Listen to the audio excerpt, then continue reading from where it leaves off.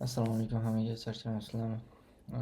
Ikkinchi va'da qilingan video xolos. Hech kimga va'da qilmadim, o'zim uchun va'da qildim, ikkita darslik chiqaraman deb, o'shanda ikkinchisi video darslik yozish oson emas ekan to'g'risi. Xo'p, bugun mana shu 6 ta to'liq sistemani bermoqchiman-da. Bu narsani vaqtida pulga sotib o'rganganman. Lekin qanchadir foyda qilganman, qanchadir nimadir olganman, bozorda tushunganman shuni orqasidan. Bu narsalarni misol uchun hozir ham sotishyapti $500, $600 ga. Bu to'liq sistema hammasi bitta. Asosan o'sha trendliniyaga qo'shilgan, plus ichida SNR bor. SNR o'tib bermayman. SNR juda oddiy, YouTubedan kimdir ko'rib olsa ham bo'ladi. Va o'sha engulfinglarga va trendliniyaga asoslangan narsa. Asosan o'sha polni hammasi trendliniyaviy sistemalarda. Bitta trendliniyaga ishonib ishlasa bo'ladigan sistemalar. Xullas 6 ta ko'rib chiqishimiz kerak bo'lgan narsa bor ekan. Trendliniyani o'zi nimaligi, qanaqa ishlashi. Trendliniya bo'yicha ko'pchilikda tushuncha bor deb o'ylayman, lekin mukammal holatda tushuntirib berishga bitta harakat qilaman. Yana qayta kim uchundir yangilik, kim uchundir endi o'rganayotgandir yoki kim uchundir takrorlash bo'ladi.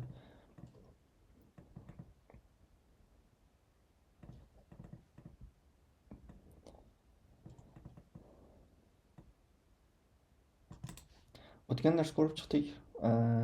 Umumiy bozorda ikkita trend borligini. O'shani hozir uptrend bitta ko'rib chiqamiz. Uptrend va downtrendda. Trendliniya chizish uchun bizda ikkita haqiqiy low va yoki ikkita haqiqiy high kerak bo'ladi. Bizlar uptrend uchun ikkita lowlarni shunchaki mana bu line chiziq bilan birlashtiramiz bunday holatda.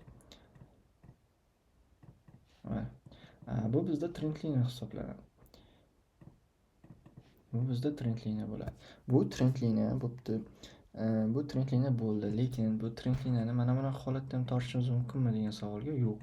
Ya'ni mana bu high yangilanmasdan turib, bunday holatda buni ichida qolib ketadigan bo'lsa, yo'q, buni trendliniya tortib bo'lmaydi. Qoidasi bo'yicha, sharti bo'yicha mana bu high yangilanishi kerak. Va bu trendliniya tortsa bo'ladigan holat. Endi bu trendliniya qanaqa ishlaydi? Trendliniya ikki xil holatda ishlaydi. Birinchisi narxni shunchaki struktura bo'ylab, ya'ni o'zini yo'nalishi bo'ylab davom ettirishga yordam beradi. Yoki teskarisi, trendliniya buziladigan bo'lsa, narxni teskari tomonga yurgizishga yordam beradi. Birinchi holat trendliniyaga qaytib keladi va narx davom etadi. Bu oddiy holat. Bu holatda ishlash qanaqa ishlanadi? Shunchaki mana bu trendliniyaga yaqinlashdi, enter qilish kerak degan emasda. Bunga o'sha mana bu joyda fraktalniy struktura degan narsa bor. O'sha narsani qo'shib birgalikda ishlatishimiz mumkin.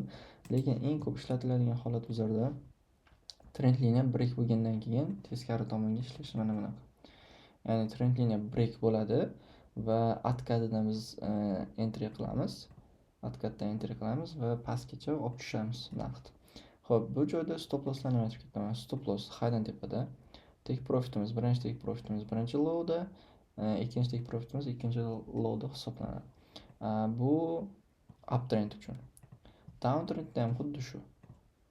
Ko'rinish bir xil.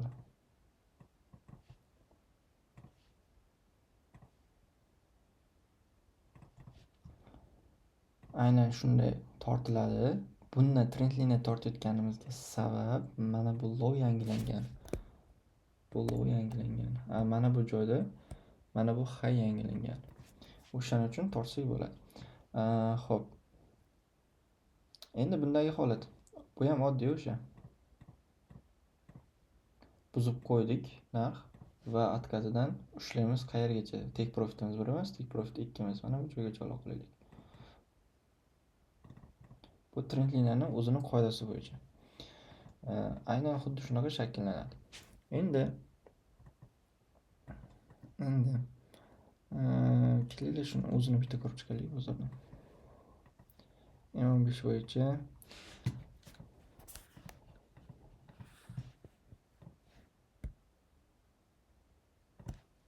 mana bitta trendliniya.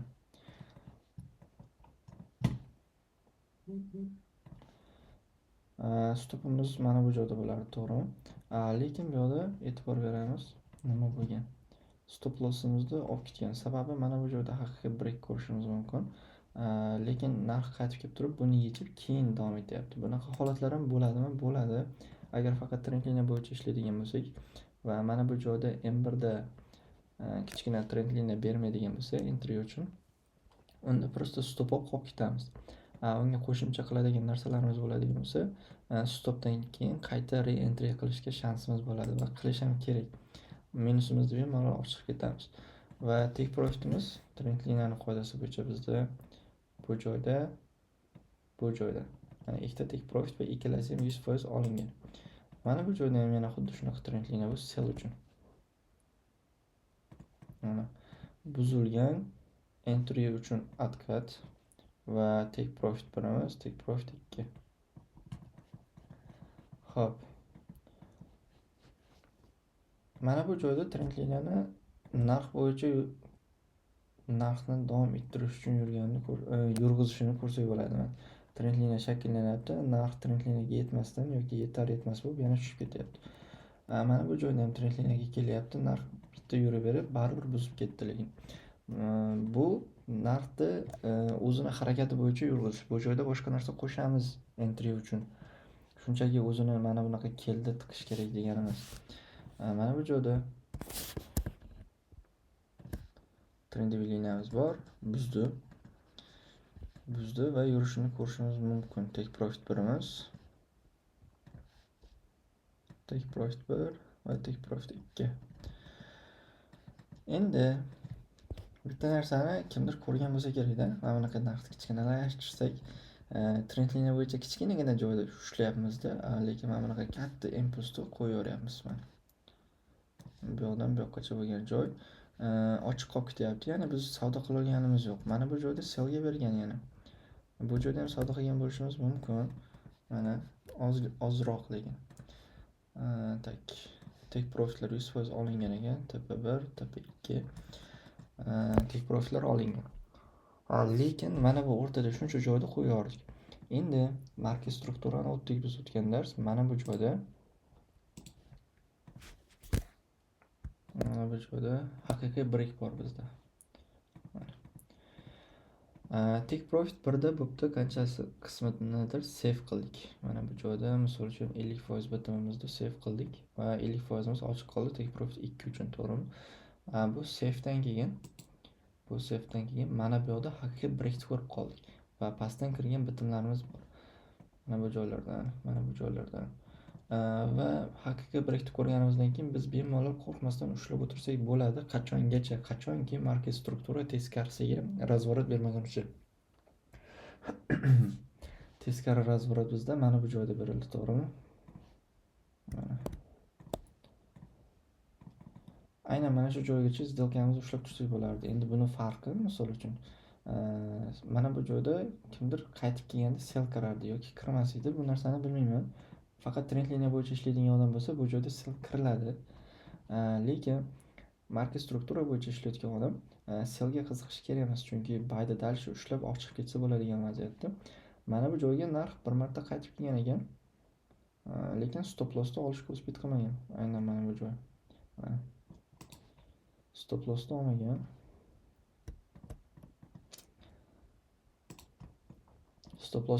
Va uchib ketgan. Hozirgi holatgacha bemalol ushlab o'tirsa bo'lardi. Faqat bunaqa holatda qanday ushlanadi? O'sha narsa обязательно take profitlarda yoki qanchadir summa qoniqtirishni boshlaganda save qilish kerak, foydani yechish kerak. Qolganini mana puli achinmaydigan summa bo'ladi-ku. O'shanaqa summalarni 0.1 mi, 0.2 mi misol uchun lotlarni bemalol qo'yaversa, mana bu joygacha ushlab o'tirsa bo'ladi. Xo'p, trend liniyaning umumiy qoidasi mana shu narsa. Teskarisiga ishlanishini ham ko'rdik bozorda. Endi trend liniya nechta usulda ishlaydi degani ham mana shu narsa. Ya'ni birinchisi narxni o'zini yo'nalishi bo'yicha yurg'izishi, mana bunaqa holatda ketib qolishi. Ikkinchisi trend liniya break bo'lgandan keyin narx teskari yurishi. Mana shu narsani nazarda tutgan edim, nechta usulda ishlaydi degan narsalar. Sell va buy uchun ikkalasi ham bir xil ko'rinishda, ikkita high yoki ikkita low uchun trend liniya tortiladi. Bu narsani 5 tasini bitta qilib chiqish kerak. Trend liniyaga nimalar qo'shib ishlatish mumkin degan savol bergan ekanman mana bu joyda. Trend liniyaga trend liniyaga qo'shib ishlatadigan narsa switchnoy qo'shib ishlatsa bo'ladi. Switchnoy misol uchun mana bu joyda bir xil trend liniyalar shunchaki buzadi, kichik откат beradi, uchib ketib qoladi yoki chuqurroq откат bermaydi. Ba'zilari chuqurroq откат beradi, ba'zilari haydi bitta yangilab turib, keyin tushib ketib qoladi. Bunaqa holatlar juda ko'p bo'ladi-da, bitta istoriyadan ko'rib chiqsa bo'ladigan narsa bular. Xo'p. Misol uchun mana bu joyda mana break qilgan shunchaki oqqan. Ya'ni take profitni birinchisini olib, ikkinchisini ham olib, keyin qaytgan ekan o'zi aslida mana bu joyda. Bu trend liniya mana bu to'liq ishlab bo'lgan. Bu yoqda switchnoy nimadir berganmi? Switchnoy ham hech narsa bermagan, lekin mana bu joyda bergan. Mana. Trend liniyani buzdi. Va mana bu joyda bitta qizil sham shakllandi. Qizil shamni shpilkasini keyingi sham urushiga mana bu joyga entry qilinadi. Stop lossimiz bundan pastda bo'ladi mana shunaqa. Va bu lekin agar mana buni o'zi bilan ham entry qilish mumkin-da. Lekin buni o'zi bilan 1 ga 2 ishlab olish mumkin. Unaqa ko'p emas. Tak. Buni mana bunaqa tushuntirib bera qolaman. Switchnoy holatini tuzamiz. Sell. Mana bu joyda buy. Mana kichik sham, buni shpilkasi bor bizda. Narx shunchaki davomiy anada impulsli holatda ko'ryapmiz. Impulsli holatda mana keyingi qizil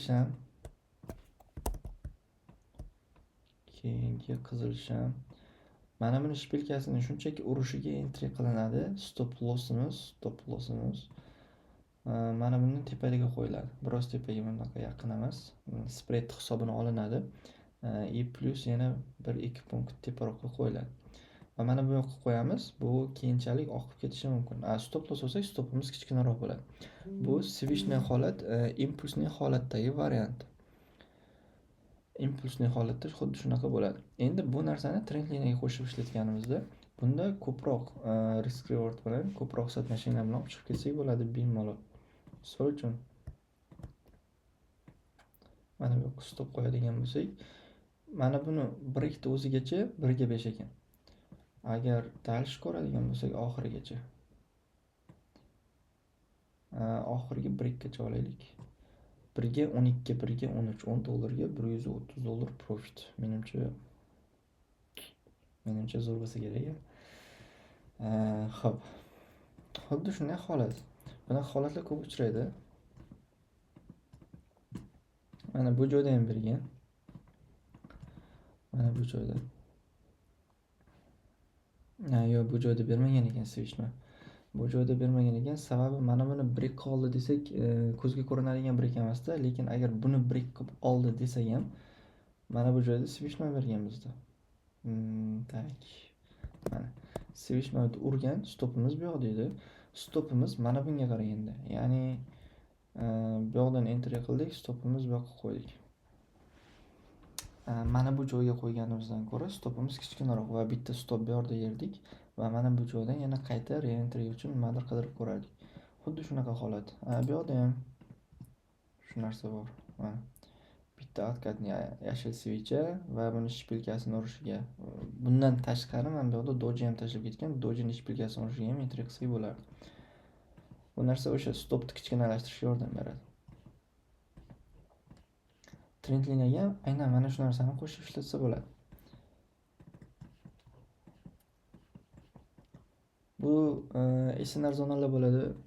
SNR zonalar bo'ladimi, boshqa zonalar bo'ladimi? O'sha zonalarda ham ishlab beradigan narsa. Bemalol bitta backtest qilib chiqish kerak. Xo'p, trend liniyaga nimalar qo'shib ishlatish mumkin? Buni ko'rdik. Engulfing qanday ishlaydi?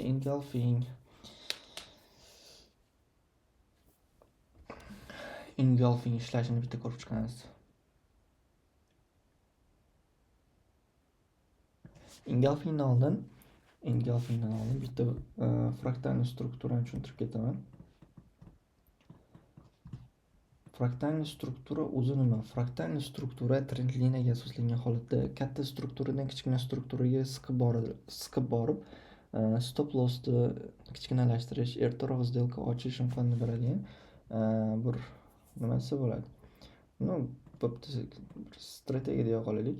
Mana bunaqa holat bor bizda H1 time frame'da. Bizda trendli liniyamiz bor bunaqa holatda. Trend liniyamiz bor. Trend liniya chizishga ruxsat berdi va trend liniya misol uchun bu yoqqa обязательно keladi, to'g'rimi? Endi ko'p holatlarda 70% holatda trend liniyaga keladi va shu joydan reaks olib ketadi yoki teskarisi trend liniyani buzadi, keyin shu joydan ketadi. Aynan mana shu narsani bo'pti, tasavvur oxirigacha tasavvur qilib ko'raylik. Buzdi, narx ketyapti. Biz entry qilishimiz uchun qayerda tochka berardi? Mana bu trend liniya buzilgandan keyin va mana bu откат bersa откатdan yoki buzgandan сразу entry qilishimiz kerak. Stop lossimiz обязательно haydan tepada. Bu joyda entry, stopimiz bu yoqda va buni orasi anchagina masofada. Nima desam ekan, stop katta va stop kattaligini evaziga bizga foyda ham kamroq bo'ladi. O'shaning uchun fraktalniy struktura qo'shadigan bo'lsak, ya'ni fraktalniy struktura nima? Mana bu H1 struktura bo'lsa, mana bu narsa. H1 strukturani ichida balki H1 da o'zida ko'rinar, balki M15 ga o'tib ko'ramiz, balki M5 ga o'tib ko'ramiz. Ichida yana bitta struktura shakllangan.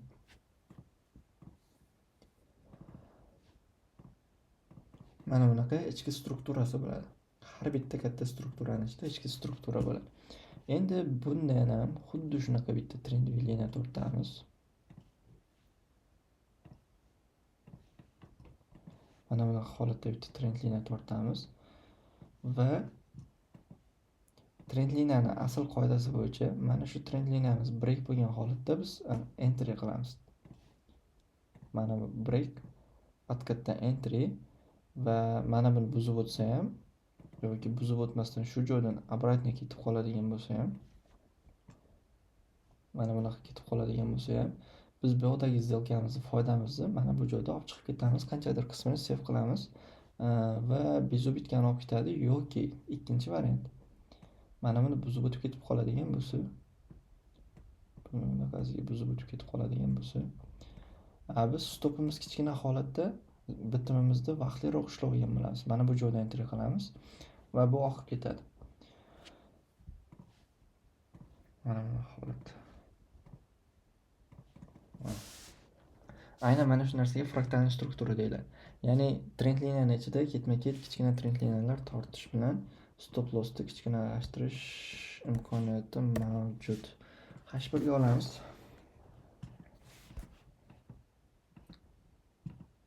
H1 da qayerda olsak bo'lar ekan?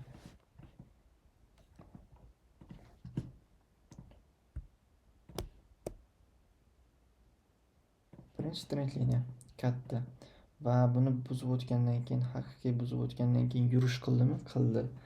Lekin endi stop lossni shunchaki hisob-kitobini qilib ko'rish kerak-da. Mana bu joydan entry qildik. Stop lossimiz bu yoqqa haydan tepaga qo'yishga majburmiz va 25.000 bo'lyapti stopimiz, take profitimiz 24.000, даже 1 ga borolmas ekan. Endi buni ertaroq ushlashda, ertaroq сделка ochishda imkoni yo'qmidi? Aynan o'sha savolga javob beradigan narsa fraktalniy struktura bo'ladi. Mana bu holatda ichki struktura M15 niki. Mana. Va bu yoqda e'tibor beramiz. Mana bu joyda bizga swishnoy bergan trend liniyaning tagida. Bu yoqdan bitta riskga otib ko'rsak bo'lardi va foydamizni bu joylarda qanchadir qismini save qilardik balki. Xo'sh, mana. Stopimiz har doimgidek bu switchning tepasida. Mana. Va bu bilan qanchalarga olib chiqib ketamiz. Endi dalshi trend liniya bo'yicha mana bu trend liniyaga kelishi, chunki buni buzdimi, mana bunga kelish kerak edi. Katta ehtimol bilan o'sha ehtimollikni unutib olgan holatda, save qilgan holatda dalshi ushlaymiz va mana buni bemalol olib tushib kelsak bo'ladi bu yoqqacha. Buni buzib qo'ygandan keyin yana qolganini davom ettiramiz. Mana bu joyga kelganda narxga e'tibor berish kerak. Agar impuls bilan keladigan bo'lsa, buzib ketish ehtimoli katta bo'ladi. Agar struktura yasab mana bunaqa holatda keladigan bo'lsa, narx qaytib ketish ehtimoli baland bo'ladi trend liniyaga. O'shani O'shanga e'tibor berish kerak. Bu H1da o'zida hozir fraktalniy bo'yicha ikkita tiriklikni topdik. Endi M15 ga o'tadigan bo'lsak, M15 da yana ham stop lossimizni kichkinalashtirish uchun shans bo'lishi kerak bo'ladi.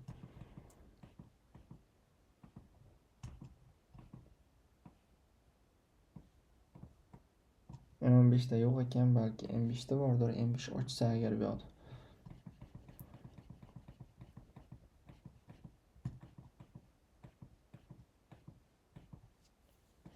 Ochmadi.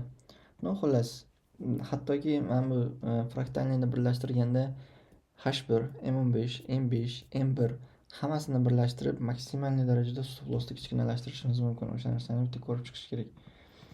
Misol uchun mana bu joyda olaylik, M15 trendliniya bor edi. M15 trendliniya bor edi va bu yoqda M1 nimadir berib ketdimi, yo'qmi bitta ko'ramiz.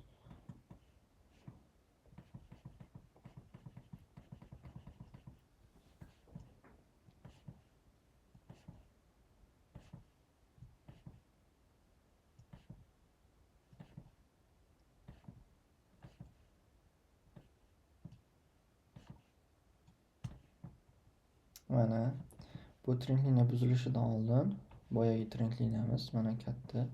Buning ichida M1 bor. Aynan M1da 1-2 dan entry qilganimiz bizda mana bu trendliniyaga nisbatan stopimizni anchaga kamaytiradi. Mana bu joydan entry qilsak ham 143 ga, xo'sh, bunisini mana bu joydan entry'nisini olsak 270, ikkalasini farqini ko'ryapmiz.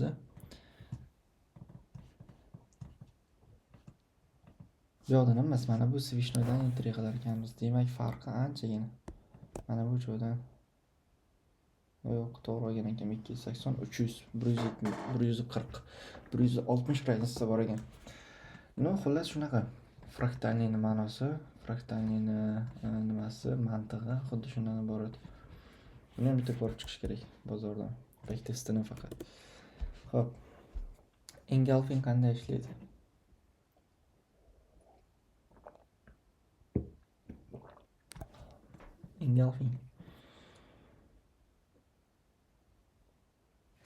Engulfing bu oddiy order block. Mana bu narsa. Aynan mana shu narsa engulfing deyiladi.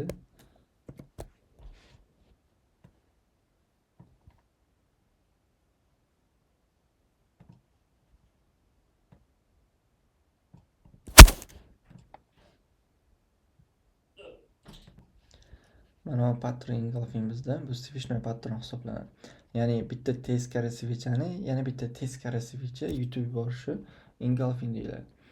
Bu narsani bozorda ishlashini bitta ko'rib chiqish kerak-da. Menimcha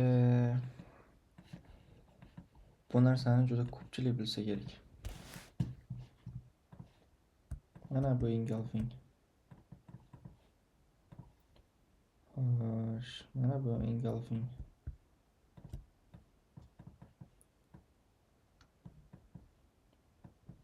Mana engulfing. Bu ishlamagan ekan.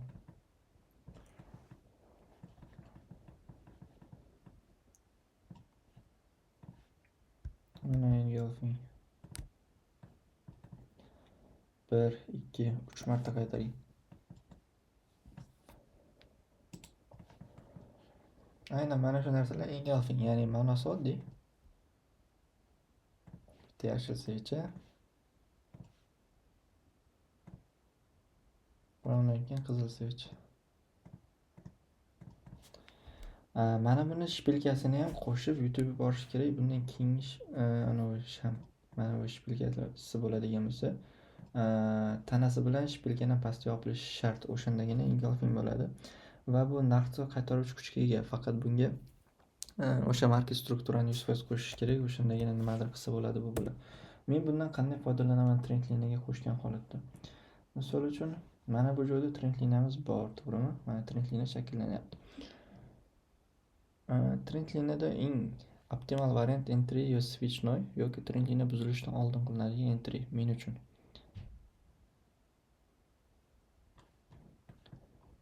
Men uchun xuddi shunaqa edi. Demak, mana bu joyda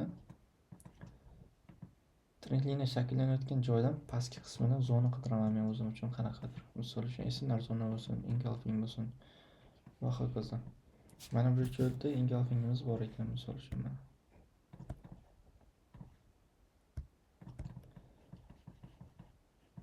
Bunga yetib kelmagan ekan. Kattaroq time frame'ni bitta ko'ramiz.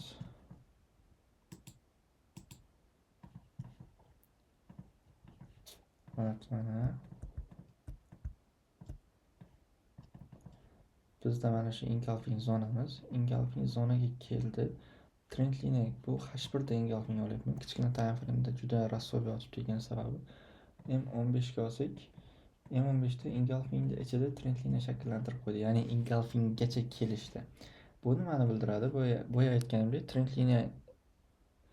trend liniyaga kichkina trend liniyadan, fraktalniy trend liniyadan chiqib, kichkina trend liniyaga struktura yasab kelsa, bu narx o'zining yo'nalishi bo'yicha davom etib ketishini bildiradi deganman. Aynan mana shu zonani kuchidan mana bu trend liniya buzilyapti va bu yurib beryapti. Endi bu zonani ichida mana bizda konkretniy zonamiz bo'lgandan keyin ichidan M1 trend liniya tortishimiz mumkin. M1 trend liniyadan entry qolib, mana bu trend liniyadan shunchaki yo'nalishimiz uchun tasdiq olishimiz mumkin.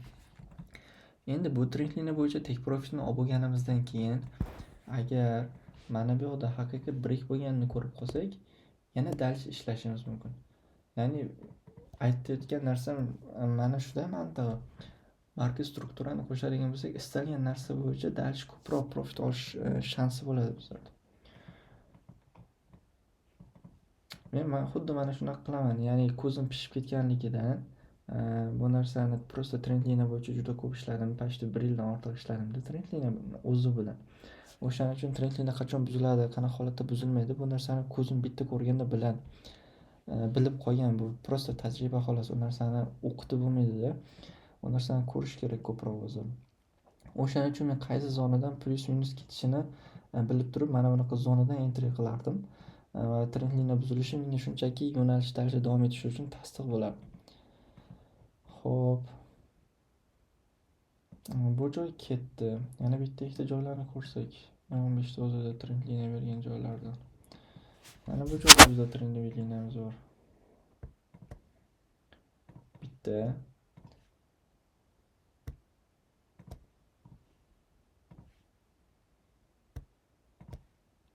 Ikkita.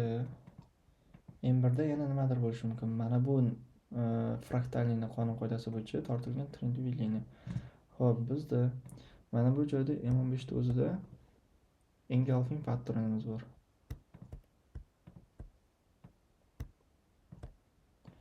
Engulfing pattern. Birinchisida stop yeganmiz va buni pastida yana bizda trend liniya bo'yicha entry qilgan yana bitta engulfing shamimiz bor. Birinchisida stop yeganmiz va ikkinchisida ikkinchi zonada entry qilganimizda odatda men o'zim ishlaganimda mana shunaqa ikkita zona bo'lardi har doim, juda ko'p holatlarda. Chunki birinchi zona kuchsizroq, ikkinchi zona kuchli bo'lishi mumkin edi. Ko'ryapmiz-ku, birinchisini tanasidan pastga olib olmagan, lekin shipilga tashlab ketib qo'ygan. Pastdagi zona qaytarib bergan bu narsani. Xuddi shunaqa mana bu engulfingdan bitta entry, bu yoqdan bitta entry qilardik, stop yerdik, bo'pti, ikkinchisida entry qilardik. Lekin foydani chiqib ketardik. Bunga qo'shimcha tasdiq fraktalniy struktura bo'yicha mana bu joyda break bo'lgani va bu qaytib kelyapti. Mana bu joyda yana o'sha engulfingimiz bor. Zonaning ichida. Va bu joyda ikkinchi entryni berib ketganmiz. Aynan mana shu holat. Mana bu trend liniyaga ishongan holatda entry qilinadi. Shunchaki o'zi emas. Va bu narsalarga qo'shimcha sifatida market strukturani qo'shamiz. Endi mana haqiqiy market struktura kuchi ko'rinadi. Mana bu joyda bizda H1 da real break. Bu H1 break. H1 ga o'tayotmayman. Mana bitta ko'rsatib qolay.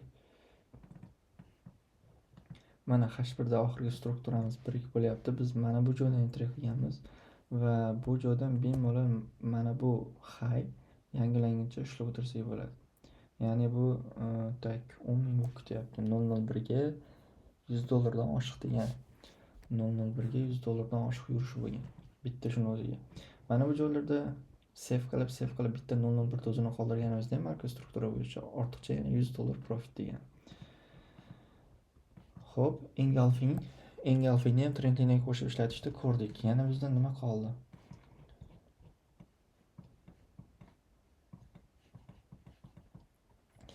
Engulfing qanday ishlaydi? Impulsdan keyin shakllanuvchi model. Mana 6-sini tugatib ketdik. Shu bilan impulsdan keyin shakllanuvchi model bilan yakunlaymiz. Fraktalniy struktura afzalliklari. Fraktalniy strukturani afzalligi nima? O'sha bitimlarni vaqtli ushlab qolish, stop lossni kichkinalashtirish, ana shu eng foydali narsasi xuddi shu ikkita narsa. Stop lossingiz kichkinaroq bo'ladi va sell ketayotgan paytda ertaroq sell ochasiz. Buy ketayotgan paytda ertaroq buy ochasiz. Kichkina time frame'ga asoslangan holatda. Buni bitta hozir oxirida bitta model qilib beraman. Hammasini birlashtirgan holatda. Xo'p, impulsdan keyin shakllanuvchi model. Tasavvur qilamiz. Bozorda impuls bo'ldi.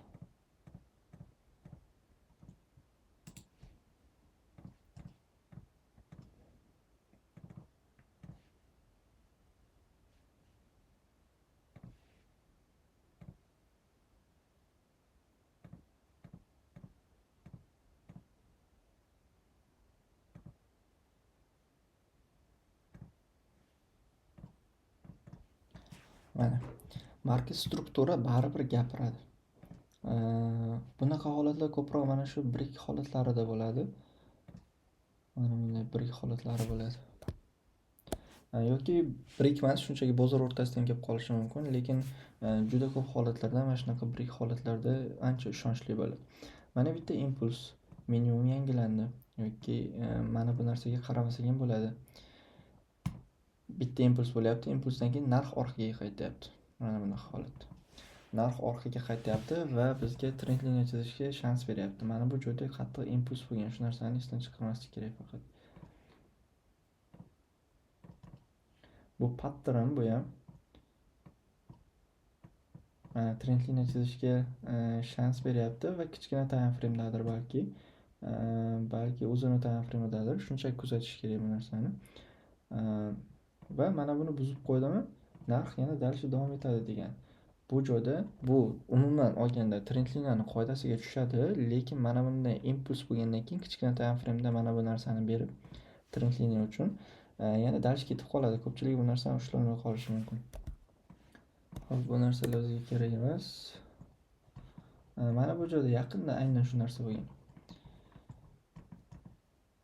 Mana kuchli 2 marta impuls, bitta impuls, ikkita impuls. Mana bu joyda ham kichkina time frame'da aynan o'sha narsa shakllangan bo'lishi kerak. Hop.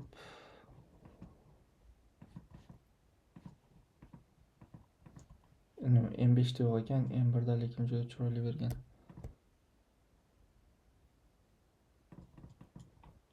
Mana bu joyda ham mana shakllangan, buzgan oqqanda juda kuchli oqishlar, lekin M15 da o'zida mana ikkita ketma-ket impulsdan keyin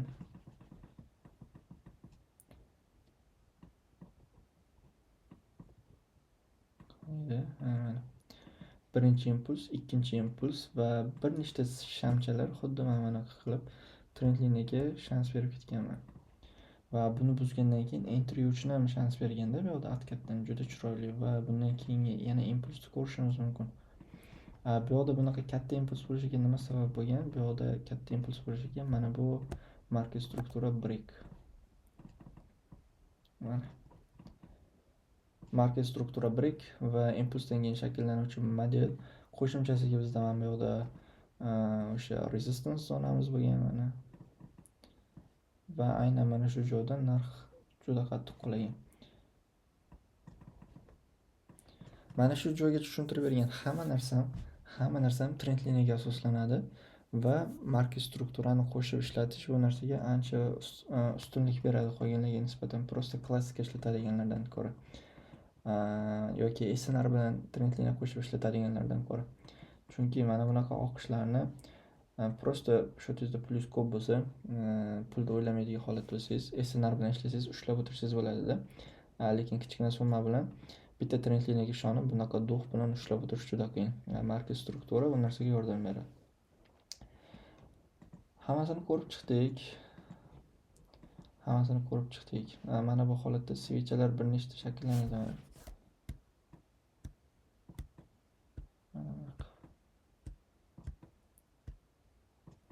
Mana shunaqa svichalar shakllangan bo'ladi. Mana bu yoqda esa bitta yoki ikkita sham.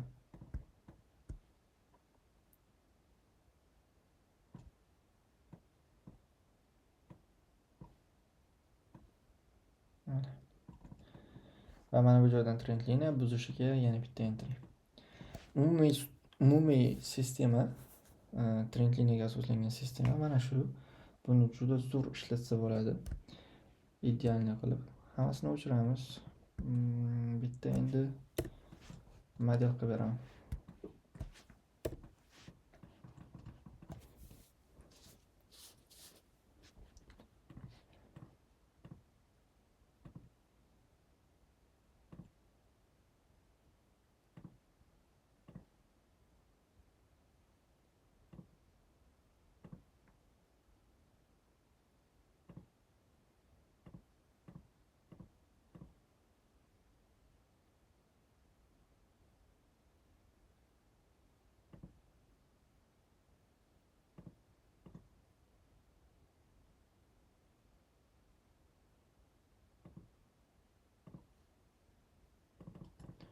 Mana bu marka struktura ko'rinishi. Bizda birinchi mana o'suvchi trend high low. Oxirgisi mana low high bo'lyapti. Nimaga low high bo'lyapti? Mana bu joyda break.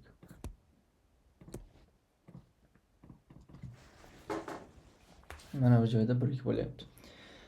Endi bu joyda break bo'lgandan keyin bizda trend liniyaga qaytamiz. Marka strukturamiz razvorot bo'ldi. Razvorotdan keyin bizda entrylarda nima bor edi? Xohlasak mana bu agar impulsli model bo'lsa, men shunchaki mayda strukturalarni chizmadim. Impulsli model bo'lsa, impulsli model bilan entry qilamiz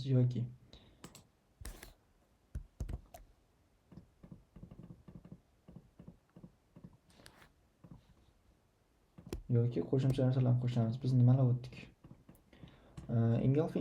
Engulfing o'rgandik, trend liniyalarni o'rgandik, marka strukturani o'rgandik. Kimdir SNRlarni ham biladi misol uchun. Endi mana bu joyda nimadir narx doim mana bunaqa ko'rinishda struktura yasab beradi va mana bu joyda trend liniya shakllantirishni boshladi. Birinchi ko'zga tashlanadigan narsa bu. Trend liniya shakllantirishni boshladi. Trend liniya bo'yicha birinchi qiladigan ishimiz mana bu joyda agar switch nom beradigan bo'lsa, bitta qizil,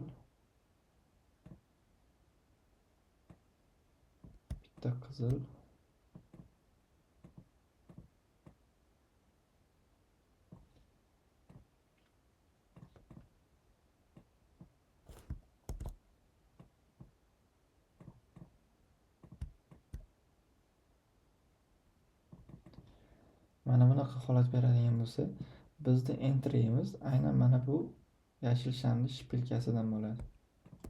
Mana shpilka va mana shu shpilkani urushiga entry, stop lossimiz bu shpilkadan tepaga. Bu birinchi entry switchning holatda. Ikkinchi entry trend liniya buzilishidan oldin qilinadigan entry. Shunchaki mana bu joydan o'sha engulfingmi, support rezistansmi zona topib, mana shu joyga kelganda entry qilib ko'rish va dalshi trend liniyaga qarab ish qilinadi. Agar trend liniya buzilsa, сделка ushlab turiladi. Agar buzilmasa, save qilib bizu bitkaga qo'yib dalsh kutasiz. Yoki hammasini yopasiz. Xuddi shunaqa ko'rinish. Tak, mana bu joyda o'sha engulfing bo'lishi mumkin, support rezistansdan foydalanishingiz mumkin. Qanaqadir o'zingiz uchun zona, kuchli zona bo'lsa, o'sha zonadan foydalanasiz. Yashil va qizil mana. Bu joyda mana bu zona. Tak.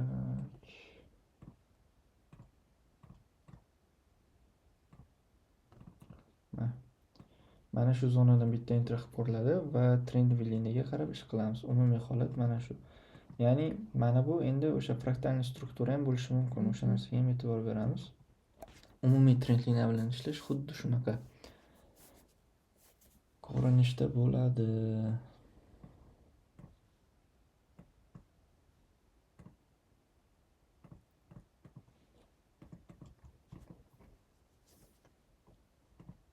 Tak. Trend nima uchun trend?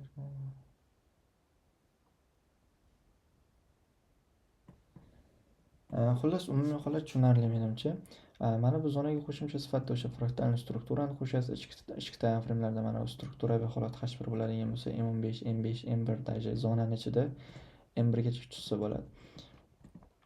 Va bitta entry, qolgani markaz strukturaga, trend liniyaga, maksimum minimumlarga qarab olib ketiladigan narsa.